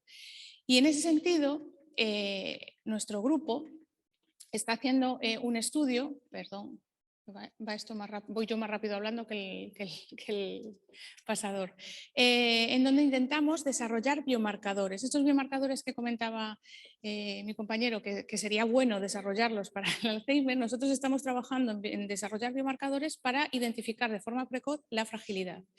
¿Qué es un biomarcador? Por si a alguna persona le suena rara esta palabra, es un cambio medible en una molécula, en un evento, en una estructura celular que va a diferenciar a las personas sanas de las personas que tengan una determinada patología o condición o síndrome, o bien porque esas personas lo tengan presente y las personas sanas no, o bien porque las personas sanas lo tengan y las personas con la condición no. Nosotros intentamos buscar algún biomarcador que nos permita identificar a las personas que van a ser frágiles. Para ello hemos hecho un estudio bastante grande, que llevamos varios años trabajando en ello, y hemos evaluado una serie de posibles biomarcadores. Biomarcadores que nosotros hemos escogido en base a la bibliografía, a la relación que tienen todas estas moléculas y todos estos eventos a nivel celular con el envejecimiento y con enfermedades asociadas al envejecimiento, no con la fragilidad porque todavía muchos de ellos no se habían evaluado, pero sí con el envejecimiento. Entonces, bueno, evaluamos una serie de biomarcadores que voy a hablar ahora con más detalle de ellos. ¿Cómo hicimos este estudio? Hicimos un estudio en donde reclutamos a 259 personas mayores de 65 años en centros de día, en centros geriátricos, personas que siempre han participado de forma voluntaria en este estudio y, por supuesto, con todos los comités de éticas aprobados y todas estas cosas. Y lo que hicimos fue categorizarlas en si eran frágiles, prefrágiles o no frágiles, atendiendo a los criterios de Fried que les comentaba antes. Lo que hicimos luego también fue coger toda la información que pudimos a base de cuestionarios, información médica, clínica, patologías previas, medicación que estaban tomando, pues si estaban con algún tipo de terapia específica, también estilos de vida, información sobre la dieta, información sobre hábitos de consumo, el alcohol, el café, todas estas cosas que nos podían afectar los resultados, y luego una serie de cuestiones también demográficas y bueno, otros muchos datos en cuanto a depresión y este tipo de marcadores. Luego obtuvimos muestras de sangre de todas estas personas. Estas muestras de sangre, por supuesto, las codificamos. El estudio fue ciego, no supimos en ningún momento si la persona era frágil, prefrágil o no hasta el final de todo, cuando ya teníamos analizado todos los biomarcadores, y lo que hicimos, no me voy a parar en dar tanto detalle, pero obtuvimos distintas muestras sanguíneas y con ellas analizamos una serie de biomarcadores, posibles biomarcadores que nosotros sospechábamos que podían tener alguna relación con la fragilidad. Aislamos también células del exfoliado bucal, por si podían también contener algún biomarcador, en este caso analizamos solo micronúcleos, porque es una muestra fácil de obtener, sobre todo en personas mayores, entonces queríamos saber si de esta manera también obteníamos algún tipo de biomarcador. Esta es un poco, teníamos muchos más parámetros, pero esta es un poco la tabla resumen de nuestra población de estudio. Teníamos, como digo, 259 individuos, de los cuales el 15% eran no frágiles, el 50% prefrágiles y el 34% frágiles. La mayoría eran mujeres, el 67%, y la media de edad fueron unos 80 años, 79,4. La mayoría también no fumadores, el 80%, y no presentaban comorbilidad el 70% de los individuos. Había muchos más datos, pero era un poco por presentar la población y por abreviar. Bien, ¿qué hicimos entonces? Analizar primero biomarcadores genéticos. ¿Por qué biomarcadores genéticos? Porque alteraciones genéticas están detrás de muchas de las enfermedades asociadas al envejecimiento. Y ya no solo que estén detrás de muchas enfermedades asociadas al envejecimiento, sino que algo que se conoce como la inestabilidad genética o inestabilidad genómica, que es la acumulación de anomalías genéticas con la edad, se considera el fenotipo del envejecimiento. Está muy ligado lo que es alteración genética con envejecimiento. Sobre esta base, nosotros pensábamos que también podía estar ligado de alguna manera a la fragilidad, a esa inestabilidad genómica. Así que buscando un posible biomarcador genético, analizamos una serie de biomarcadores, son demasiado técnicos, pero por si alguien que me estaba escuchando le sonaba, pues los menciono: la frecuencia de micronúcleos, el daño primario en el ADN que evaluamos con el ensayo del cometa, las roturas de cadena doble en el ADN que las evaluamos con el análisis de la histona H2AX, la mutación en el receptor de células T y la capacidad de reparación del ADN, porque esa inestabilidad genómica puede venir bien porque el ADN se rompa o bien porque la maquinaria encargada de repararlo no funcione. Entonces también nos interesaba la reparación celular. Son muchos tecnicismos, lo sé, pero era simplemente para mostrarles de qué biomarcadores estábamos hablando. Bien, pues de todos estos fueron los resultados. La verdad que lo que encontramos es el puntero. No encontramos diferencias en la mutación del receptor de células T, en el daño primario ni en los micronúcleos en las células bucales, pero sí encontramos un incremento de micronúcleos en linfocitos y un incremento en roturas de cadena doble. En el caso de los micronúcleos en la población de frágiles, en el caso de las roturas de cadena doble en la población de prefrágiles y en la población de frágiles. Dicho de otra manera, más bonita para mi gusto y más sencilla, este es el esquema de todos los biomarcadores que estudiamos. ¿Vale? Los de mutación en células T nos dieron igual, no nos valen, el daño primario nos dio igual, no nos vale, y la capacidad de reparación celular nos dio igual en las tres poblaciones, con lo cual tampoco nos vale. Pero los dos biomarcadores justamente más representativos de inestabilidad genómica, ya que detectan el daño más grave en el genoma, que son las roturas de cadena doble y la presencia de micronúcleos, que es una aberración cromosómica, estos sí nos dieron diferencias. En el caso de micronúcleos en la población frágil, y en el caso de las roturas de cadena doble en las dos poblaciones. Es decir, los prefrágiles tenían un incremento de roturas con respecto a los no, y los frágiles con respecto a los prefrágiles y con respecto a los no frágiles. Esto nos permitió decir que estos dos biomarcadores y probablemente la combinación de ellos serían útil de alguna manera para identificar a estas personas. Obviamente esto es un estudio preliminar, habría que validar estos resultados y demás, pero es un inicio. Probamos también biomarcadores de estrés oxidativo. ¿Y por qué estrés oxidativo? Pues porque, como ya se dijo y como probablemente sepan, está muy ligado también a enfermedades de tipo, ligadas al envejecimiento y enfermedades neurodegenerativas y demás. En células normales, en condiciones normales, hay un equilibrio entre las especies reactivas de oxígeno, que son las que inducen el estrés oxidativo, y la defensa antioxidante de la célula. Pero en los procesos de envejecimiento y enfermedades ligadas al envejecimiento, este equilibrio se rompe y suele haber un estrés oxidativo. De hecho, está asociado tanto a enfermedades neurodegenerativas y se considera un factor de riesgo para el envejecimiento. Y Tanto es así que es un recurso muy habitual en el marketing publicitario, tanto de cremas como de dietas y demás. Esto te reduce el estrés oxidativo y entonces eres más joven y más estupendo. Y esto es bastante habitual. Con la misma base nosotros pensamos, bueno, pues igual también está asociado a fragilidad. Vamos a averiguarlo.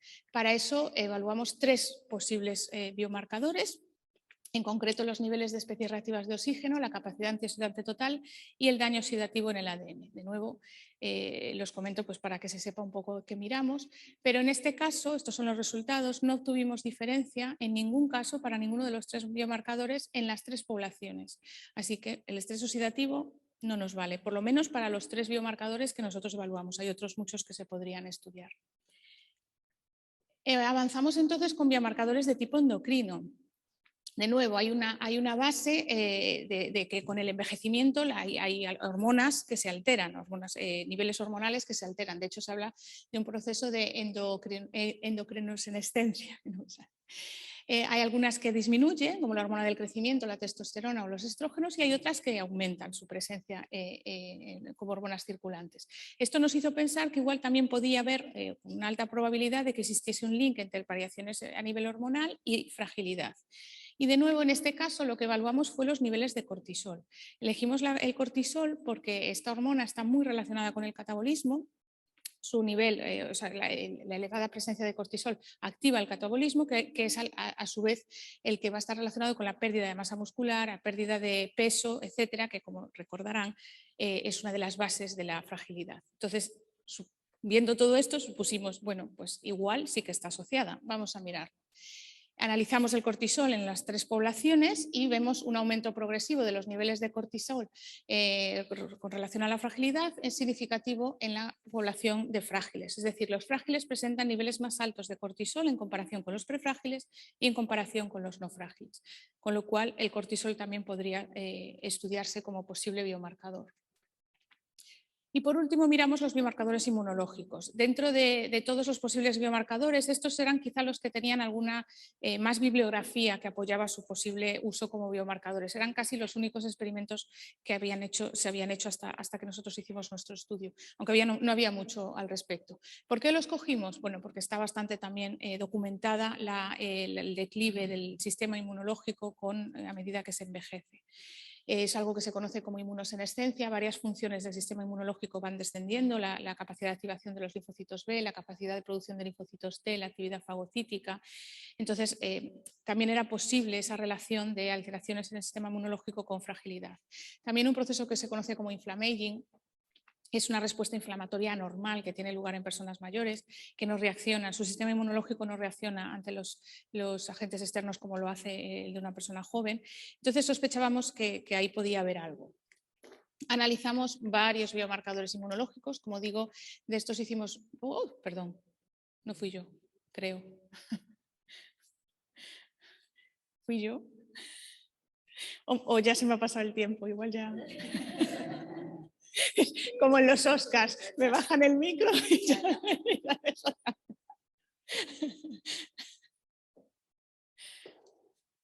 estoy acabando, lo prometo.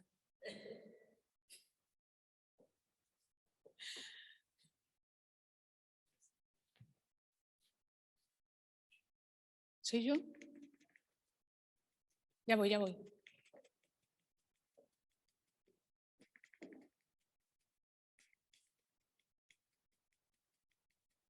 Tenía mucha animación. No. Ah, ¿estás pasando tú? Ay, pensé que era yo.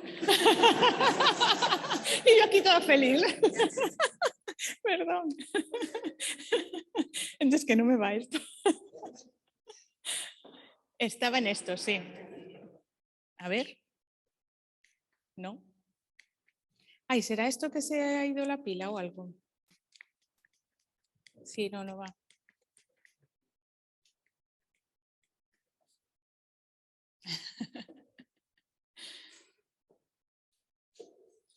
Si no lo cuento de palabra, no pasa nada. Vale. Vale.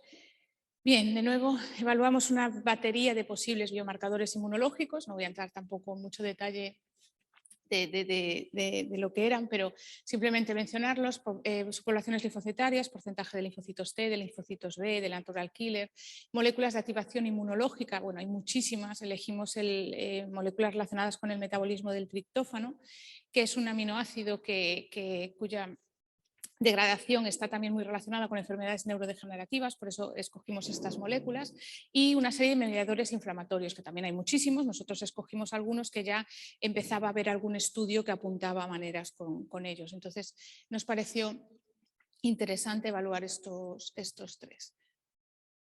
Yo sigo, si me deja.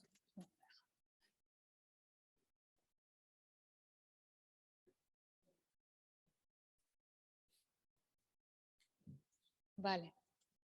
Estos fueron los resultados que obtuvimos. La verdad que los resultados con los biomarcadores inmunológicos fueron de los más interesantes. En todos los casos obtuvimos alteraciones en la población de fragilidad.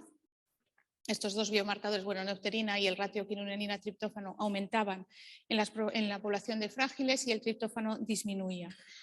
Y en el caso de los mediadores inflamatorios, de nuevo, alteraciones en todos los casos. Incrementos siempre en el porcentaje en la población frágil. Y en algunos casos también incremento en la población de prefrágiles. Bien, como los biomarcadores inflamatorios, hicimos mucho análisis estadístico y estos eran los que más robusta era la asociación entre estos valores y la fragilidad, decidimos comprobar mediante un metaanálisis, que no sé si saben lo que es, pero os lo comento, si era verdad o no que esta asociación era así. Un metaanálisis es un análisis de varios estudios que han hecho lo mismo para ver cómo de fiables son los datos obtenidos. Entonces, como en estos análisis con los biomarcadores inmunológicos había algunos pocos estudios que ya los habían hecho, decidimos juntar estos estudios y los nuestros y hacer un análisis estadístico específico para ver si eran fiables o no. Hicimos un metaanálisis, con unos criterios de inclusión del estudio, estudios transversales, no longitudinales, que analizaran personas mayores, no personas jóvenes, que analizaran marcadores de inflamación y que clasificaran a sus individuos según la fragilidad. Encontramos en un primer momento 739 estudios, pero obviamente esto no es real, hay muchos duplicados, revisiones, estudios en animales, te sale todo en la búsqueda bibliográfica. Al final, quitando todos estos, los que realmente se podían analizar eran 27.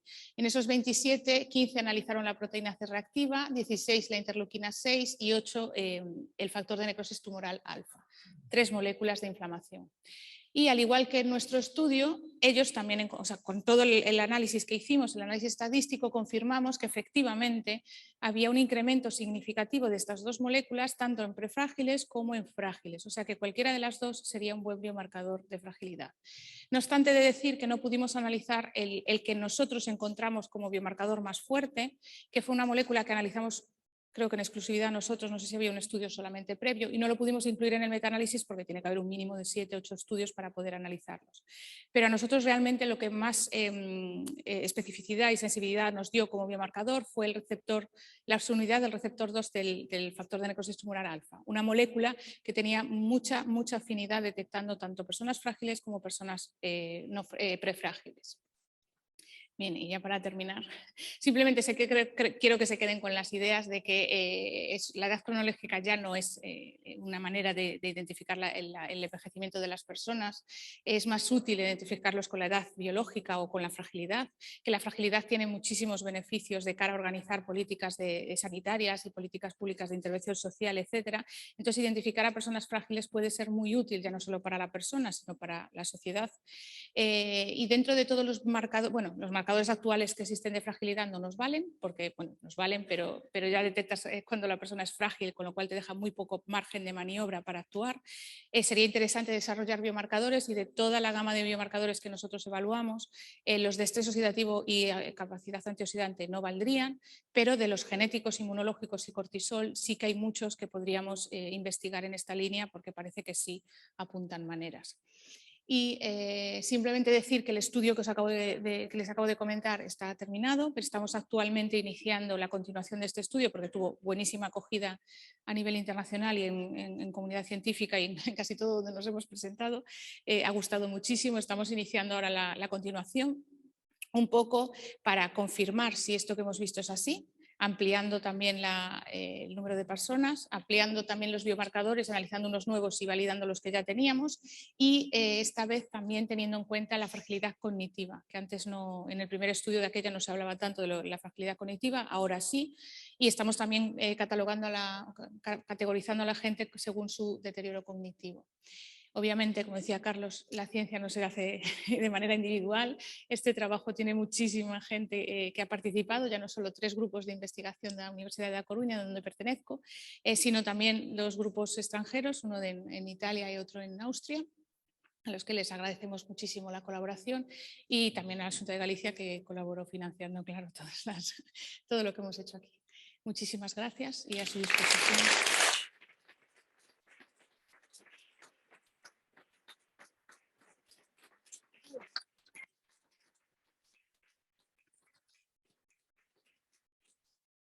Muchas gracias a los dos. Y bueno, vamos a empezar, si es que lo hay, un turno de preguntas o debate. Podéis dirigiros, los que están aquí, a cualquiera de los dos. Sí. Y también aprovecho a recordar los que están conectados que escriban sus preguntas en el apartado de preguntas y respuestas. Vale, muchas gracias. Yo soy José Manuel Fontela, presidente del Alzheimer de Pontevedra, y la pregunta que quería hacerle es a Carlos. Primero, reivindicar también que, así como tú trabajas con muchas mujeres, el mundo de los servicios sociales, el que representamos nosotros aquí de las asociaciones, también es como el tuyo, porque creo que el 95% está trabajando mujeres en nuestro sector. Y una puntualización y pues la pregunta. La puntualización es sobre el medicamento de la Aducanumab, ¿no? Ese medicamento americano que ha surgido en el año 2003 con mucha fuerza, después parece que se flojeó un poquito el avance. Simplemente puntualizar que en nuestra asociación una persona lo usó, y no sé si lo comenté una vez, y le frenó la enfermedad. Algo increíble. Evidentemente este hombre no quiere saber nada de publicidad, quiere parecer un anonimato, pero de reconocer personas y no saber cómo se llaman, ahora sí sabe cómo se llaman y lleva 3 años sin ningún avance. Es decir, que es un medicamento muy esperanzador. No sé por qué motivo no se ha avanzado en el tema, ni se ha aprobado aquí en Europa, pero bueno, ya veremos a ver. Y la pregunta es que, bueno, aparte de que es caro, evidentemente, pero si es caro, hay gente que puede pagarlo, pero en cambio aquí no está aprobado en Europa, no tienes que ir a Estados Unidos a poder que te lo apliquen, allí en la Clínica Mayo, que está donde fue este hombre, ¿no? La pregunta es, nosotros en las asociaciones recibimos a las personas con Alzheimer ya un Alzheimer avanzado, normalmente siempre que ya vienen después de 3 o 4 o 5 años con un diagnóstico. Y estamos peleando para que vengan con un diagnóstico más avanzado, que tengan un diagnóstico precoz, pero desde el punto de vista que cuando esté diagnosticado por un neurólogo, entonces al día siguiente que vengan a nuestra asociación para poder ayudar, ¿no?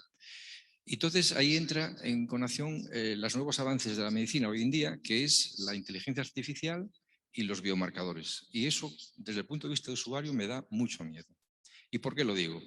Porque si a nosotros nos pueden decir con 40 años que voy a padecer Alzheimer en un 90%, el impacto emocional en mí va a ser brutal, brutal. Entonces, ¿hasta qué punto la ciencia se compagina con la normalidad de poder desarrollar esos biomarcadores y esa inteligencia para poder hacer un diagnóstico precoz? No sé qué pensáis sobre eso.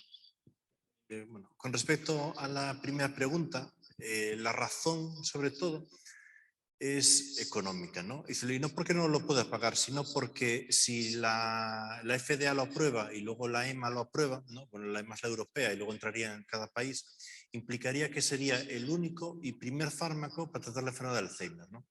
Y por lo menos tal como funciona nuestro sistema sanitario, estaría obligado a tratar a esa persona con ese fármaco, independientemente del precio, ¿no?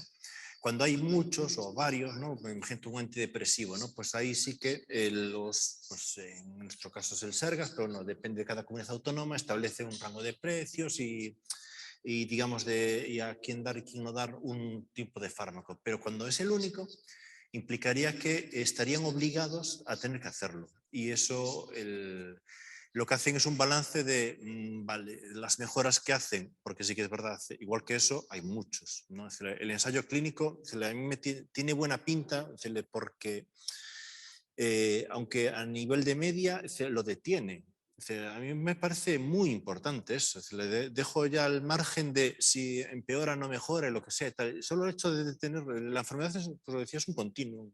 Lo está deteniendo. Quiere decir que hay algo ya, ¿no? Y bueno, sé por evaluaciones así que hago que hay empresas trabajando en fármacos parecidos y lo que van a hacer es bajar el precio de todo eso, ¿no? Luego, con respecto a la segunda pregunta, la ciencia, digamos, de hecho hay en neurociencia sobre todo, hay un campo, digamos, que se está luchando porque se haga, digamos, que salga de los límites de la ciencia y vaya a la sociedad, que es la ética o lo que se llama a lo mejor la neuroética, ¿no? Es decir, hasta qué punto, digamos, el decir esas cosas a una persona es ético o no. Es decir, o tú imagínate que hay un fármaco, ¿no?, que pueda funcionar, pero solo funcione al principio de todo. Es decir, ahora que yo vaya a desarrollar la enfermedad de Alzheimer en un futuro, ¿no? Es decir, con 70 años, ¿no? Tengo casi 50.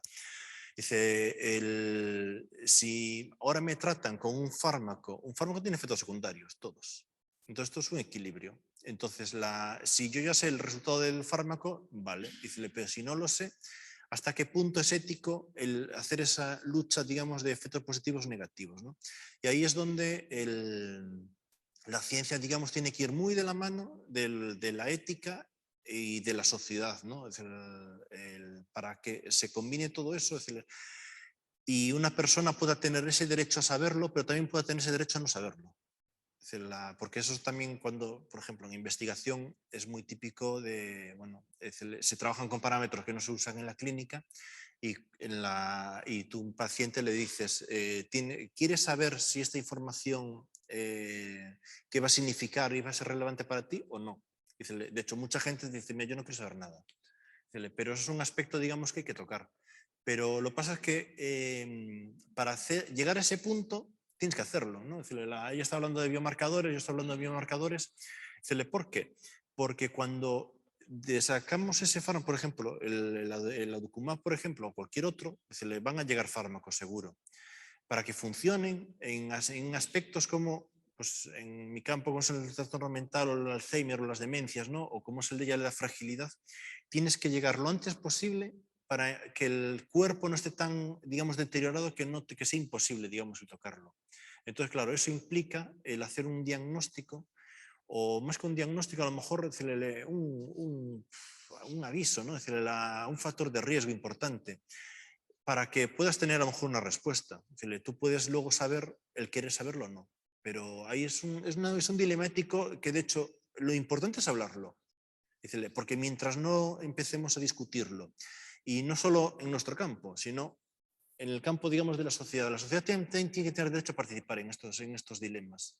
No puede ser que pues queden los expertos. Pues no, los expertos tienen que decir porque son los que saben muy bien, pero la gente tiene que saber qué va a tener, qué significa todo eso y decírselo aparte con palabras, digamos, amables y que lo entienda.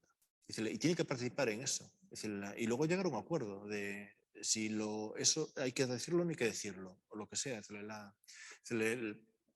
Mucho el frenar todo este tipo de enfermedades crónicas toca el llegar lo antes posible.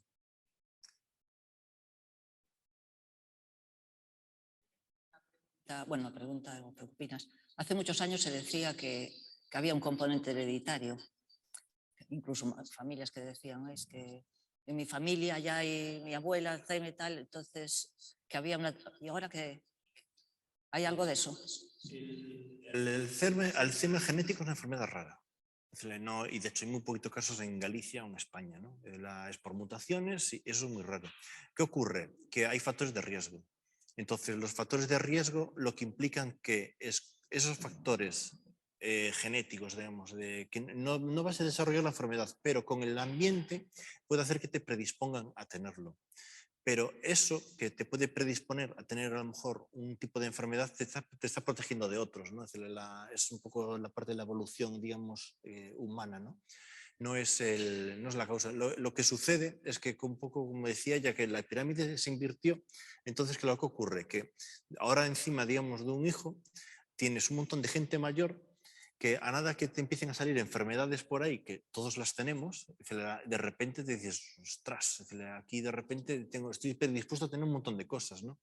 Y simplemente es un efecto, digamos, es un efecto, digamos, del funcionamiento del cerebro con respecto a la cronificación de muchas enfermedades, ¿no? Es decir, si eso lo dispersas luego, pues como era en tiempos de nuestros abuelos, que pues, las familias tenían 7, 8 hijos y era todo al revés, no tenías ese efecto. Es muy, muy visual, pero no hay... Es normal que uno se preocupe, cualquiera lo haría, pero no tiene, uno no se tiene por qué preocupar por eso, ¿no? Es decir, no tiene una causa genética.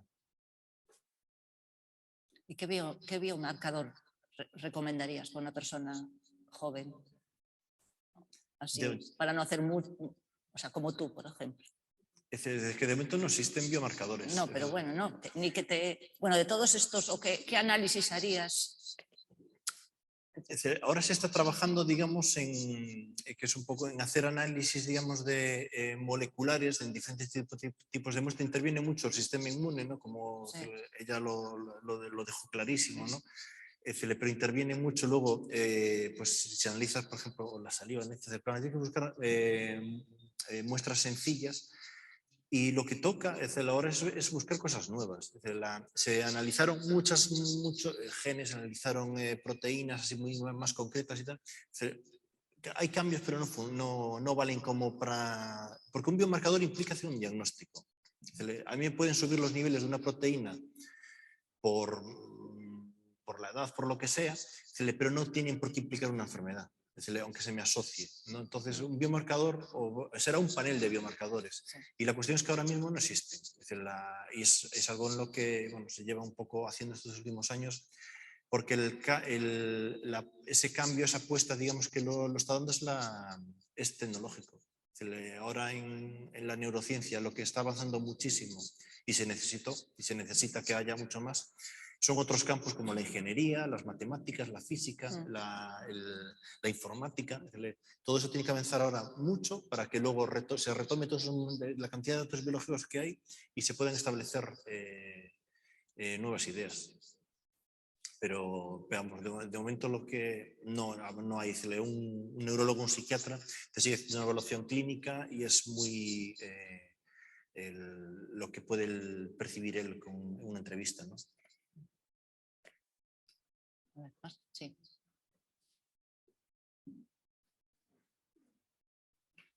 Hola, buenas tardes. Bueno, muy interesantes as dúas. Vou facer unha pregunta un pouco a Vanessa. Me parece moi interesante o termo do concepto de fragilidade. O que quería saber era a relación que hai, según vos os estudios, entre fragilidade e a propia idade biolóxica. Porque non sei se hai alguna correlación.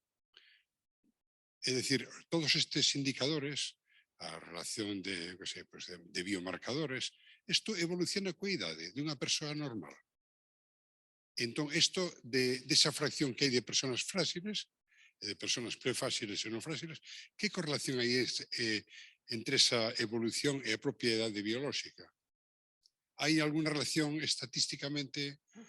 El estadístico no lo sé, pero hay correlación probada y demostrada de la edad biológica y la fragilidad. Son dos conceptos muy relacionados. En algunas personas aparece antes la fragilidad, en otras después, pero son conceptos tremendamente relacionados, claro. Estadísticamente no lo sé, pero sí que hay varios estudios que los relacionan. Al final, la edad biológica es el envejecimiento de las células, de los tejidos, cómo se va acumulando esas alteraciones a nivel fisiológico, esas alteraciones a nivel celular, tisular, que es un poco lo que desencadena también procesos de fragilidad. En esas personas frágiles, esos procesos están alterados antes de tiempo o en una manera mucho más exagerada que en una persona pues que no los tenga alterados, pero sí son procesos relacionados, claro. Incluso la propia senescencia celular, etcétera, sí son procesos relacionados. Por eso, perdona, por eso nosotras cuando queríamos analizar biomarcadores nos íbamos a buscar candidatos entre los que ya tenían relación con el envejecimiento normal, porque sospechábamos que ahí estaban escondidos los posibles biomarcadores. Dentro del envejecimiento, aquellos que van a tener un envejecimiento pues, peor que otras personas que tienen un envejecimiento mejor. Todos conocemos a personas pues, que envejecen bien y personas que envejecen mal, ¿no? Hablando de una manera un poco más coloquial. Y queríamos, pues por eso buscábamos eventos celulares que ya estuvieran a priori relacionados con el envejecimiento. Creíamos que ahí estaban escondidos los biomarcadores de fragilidad, como de hecho en muchos de ellos encontramos. Pero sí, claro, es una relación muy evidente. Yo tengo una pregunta para Carlos. Me ha llamado muchísimo la atención la hipótesis esta que relaciona el inicio del Alzheimer con la contaminación fúngica.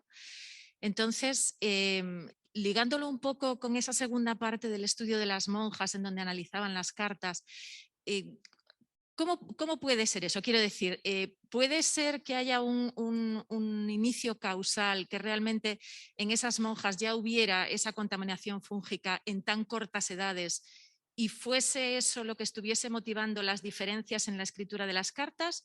¿O más bien al contrario, que las cartas estuvieran escritas de distinta forma por un distinto nivel cultural, por ejemplo, que pudiera ser un factor protector frente a ese futuro desarrollo del Alzheimer? El tema de la contaminación, la parte un poco de... Es algo, digamos, que se vio hace muchos años y simplemente nadie se lo creía y lo tacharon como se te contaminó el cerebro, se te contaminó la muestra, ¿no? Pero simplemente luego se siguió un poco más reciente y se vio que no, que aparecía.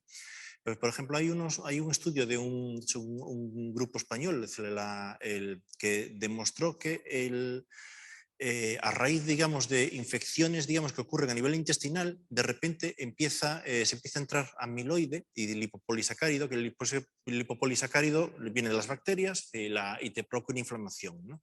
Dice, pues de repente empezó a entrar todo eso en el cerebro y empezó a provocar, a partir de una infección intestinal, pero empezó a entrar ese lipopolisacárido y provocó una neuroinflamación. Entonces, claro, ¿qué ocurre? Que en ese caso hay algo desconocido, que ya sea por que la barrera hematoencefálica no esté funcionando adecuadamente o que hay algún sistema que esté de forma anómala metiendo, digamos, lo que no debería meterse en el cerebro. ¿Qué ocurre? Que de forma natural el cerebro tiene su sistema de protección. De hecho, un poco a raíz se descubrió que esas placas de amiloide que están en el cerebro, es decir, todos tenemos amiloide en el cerebro, las neuronas tienen amiloide, funcionan y hace falta para muchas funciones, ¿no? No es algo patológico. Lo patológico es que de repente se hacen placas. Entonces las placas simplemente, claro, se cree que lo que son es decir, yo tengo que tapar esta bacteria o este hongo porque no soy capaz de taparlo, no soy capaz, digamos, de eliminarlo. Por el cerebro es muy difícil eliminar cosas, ¿no? Por cómo funciona, digamos, ¿no? Es más químico que otra cosa, no es la eliminación. Entonces coge y lo empieza a capsular. Entonces por eso se cree que por eso se forman las placas. Entonces, claro, ¿qué ocurre? Que esa contaminación que está entrando podría ser que esté entrando todo el rato, que simplemente, que a lo mejor pues desde la juventud, desde cuando sea, ya no se sabe, eso ya son todo teorías, el cerebro no esté funcionando adecuadamente y está entrando esas bacterias, esos hongos que no deberían entrar, o a lo mejor, o sí. Estamos dando por hecho que todo es aséptico, ¿no? ¿Y por qué no a lo mejor de forma natural sí que existe eso y simplemente no ocurre nada, ¿no? No hace nada patológico, ¿no? Simplemente cuando algo se desmadra, pues a lo mejor ya sí que interviene la microglía, interviene ya un montón de cosas, ¿no? Pero ahí es donde interviene un poco la historia. Pero lo más intrigante vale, en el Alzheimer se sabe que de hecho no afecta a todo el cerebro. Porque la teoría, digamos, donde puede flojear es vale, si es una infección, la infección sería como mucho más generalizada, pero el Alzheimer no es así. De hecho, el Alzheimer se sabe que empieza por las zonas límbicas, empieza por el hipocampo, giro dentado, empieza por todas esas zonas que es muy interiores, digamos, del cerebro, y a partir de ahí empieza a extenderse por todas las zonas de la corteza. ¿Por qué son esas zonas más sensibles y por qué empieza ahí? Si es una contaminación, podría empezar en todos lados, ¿no? Pero eso no se sabe, son preguntas que dan... Todos estos experimentos lo que dan son pistas nuevas y diferentes a cómo abordar un poco el problema. Por el final, seguimos con la misma, seguimos sin saber el origen de por qué está fallando eso. Pero de repente ya hemos cambiado un poco el foco y de repente empezamos a ver cosas nuevas y diferentes, ¿no? Y es un poco lo que dará ese desarrollo de nuevos fármacos. Lo de la microbiota intestinal, yo creo que va a ser una línea importante, pero ya no infeccioso, sino cualquier alteración, disbiosis, ¿no? Que provoca una alteración de la población, se producen moléculas inflamatorias. Es el eje famoso de intestino-cerebro, entonces llegan al cerebro. Ahora muchísimas enfermedades son causadas, enfermedades autoinmunes y otras causas. Entonces ahí yo creo que una línea sería también investigar cuál es esa disbiosis, o sea, cuál es la población que cambió ahí y que da lugar, que es perjudicial y que va a dar lugar a esa acumulación de moléculas que producen que van al cerebro. Entonces, supongo que se está haciendo, pero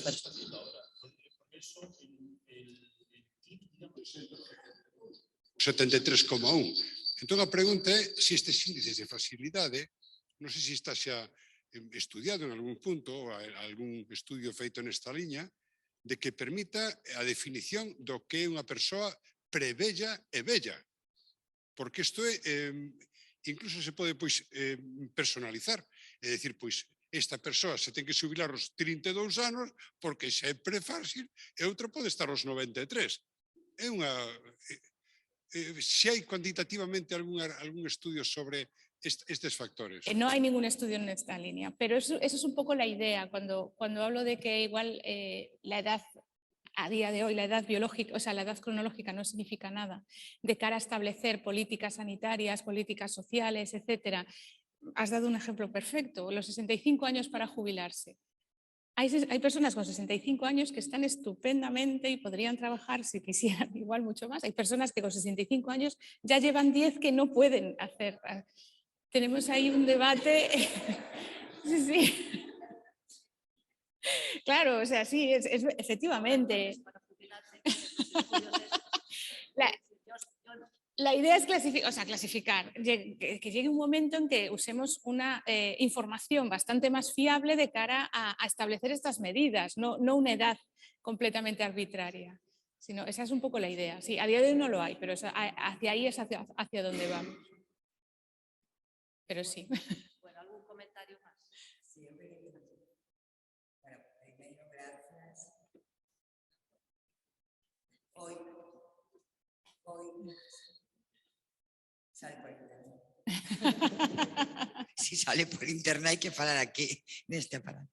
Bueno, moitas gracias, foi interesantísimo e a min pois me ven a reflexión de que está claro que podemos ter esperanza e optimismo porque hai moitas investigadoras e investigadores adaptando o coñecemento ás novas circunstancias, non? Que vivimos. Está claro que todo este tipo de biomarcadores que se analizan, todas as enfermedades neurodegenerativas, quedou claro que ten moito que ver, non? Con ese cambio demográfico de máis capacidade de vida, máis anos de vida. E, polo tanto, eu me vou coa seguridade e a felicidade de que hai investigadoras e investigadores que adican moito tempo, con moita calidade, con moito estudio, non? A dar resposta a novas situacións que nos generan a todas e a todos pois moita inquietude, preocupación, non? E a atención, non? Porque a noso alrededor están pasando cousas que eran descoñecidas, non? E cambios moi sustanciais aos que imos ter que facer frente, non? Dende o punto de vista sanitario, pero tamén dende o punto de vista orzamentario, económico, de políticas públicas, non? E, polo tanto, eu quero dar as gracias, non? A todo ese tempo que lle dedicades a investigar para todas e para todos, non? E tamén para que aparezan novos conceptos, non? Que tamén creo que deben ser democratizados e que hoxe o fixechedes aquí, así que realmente vos quería dar as gracias. Clausurar esta sesión, nada, dar las gracias a todos los presentes aquí por vía telemática y nada, emplazaros a vosotros y a todos los que me estáis escuchando a la siguiente sesión, que también está relacionado con temas de la salud y es este jueves por vía solo telemática, que es la relación un poco entre medicina y tecnología, y es sobre la tecnología farmacéutica en la era de la medicina personalizada, que también creo que puede ser muy interesante.